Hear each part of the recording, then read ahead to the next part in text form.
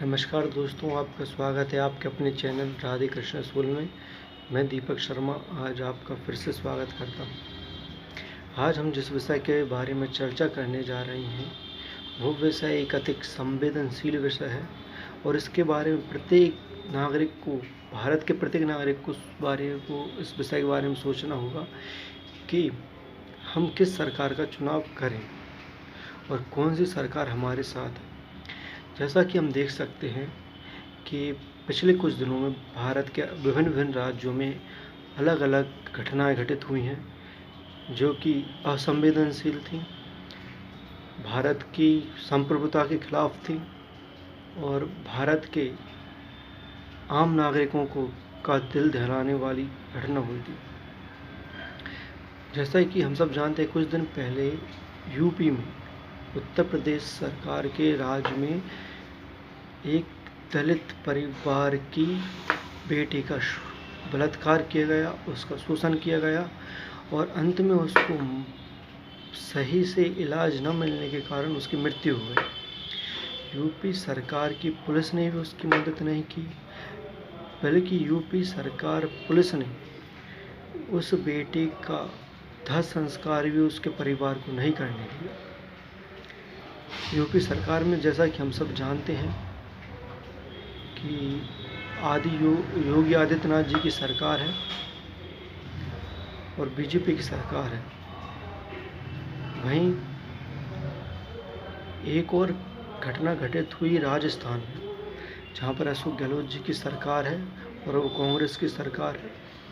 राजस्थान में एक वृद्ध बुजुर्ग के ऊपर केरोसिन डालकर उसको जिंदा जला दिया गया। क्या ये संवेदनशीलता है?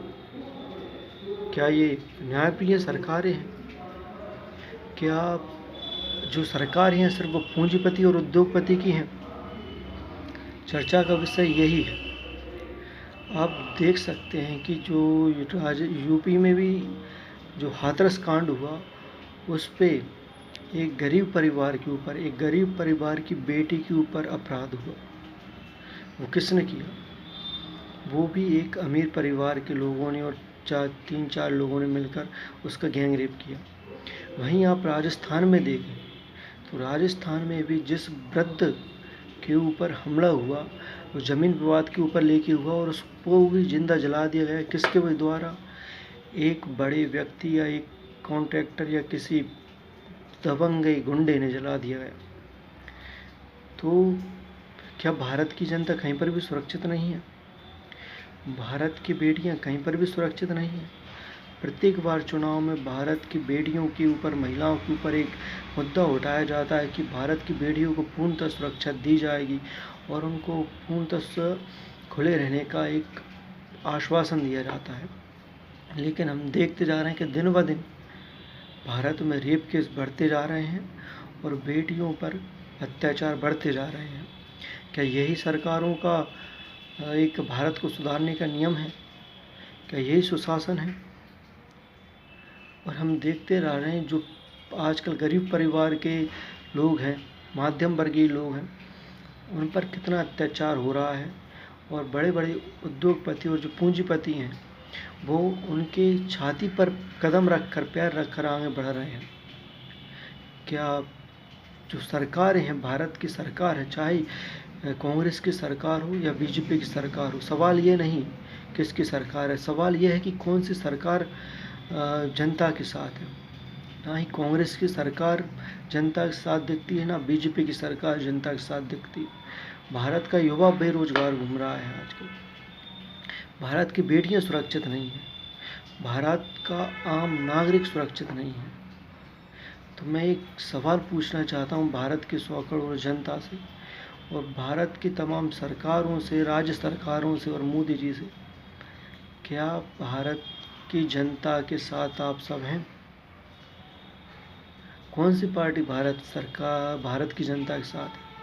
ना ही राजस्थान में लोग सुरक्षित हैं, ना ही उत्तर प्रदेश में लोग सुरक्षित हैं, ना ही पूरे भारत में जनता सुरक्षित है। आप सोचिए, हाथरस कांड सिर्फ न्यूज़ में आने की वजह से चर्चित हुआ है। ऐसे कई राज्यों में न जाने कैसे कांड चल रहे होंगे जिनमें कि हमारे महिलाओं के साथ शोषण किया गया, उनको उत्पीड़न किया गया, उनके साथ कई घृणित कार्य किए गए, और न जाने ऐसे कितने वृद्ध बुजुर्गों की हत्या की गई, और न जाने ऐसे कितने तमाम लोगों के ऊपर अत्याचार किया गया होगा भूमाफियाओं द्वारा, अलग अलग द्वारा। तो सवाल ये है कि भारत की जनता के साथ किसकी सरकार, और भारत की जनता के लिए संदेश ये है कि उनके साथ कौन है। क्या उनका जो राजनेता चुना जाता है वो सही है? क्या उनके चारों तरफ जो वातावरण और जो एक वैसीला एक पर्यावरण स्थगित और जो स्थापित किया जा रहा है, क्या वो सही है? हमारे साथ कौन है? क्या बीजेपी या कांग्रेस? भारत की जनता के साथ कौन है? कृपया कर इस बात पर विचार करें। ये सब वीडियो जो है वो भारत की आम जनता के लिए है, आम नागरिक के लिए है कि एक बार वो सोचे कि उसके साथ कौन है। धन्यवाद। मैं दीपक शर्मा आप सभी को एक बार फिर से नमस्कार कर कहना चाहूँगा, एक बार विचार कीजिए किसका साथ भारत की जनता के साथ। जय हिंद, जय भारत।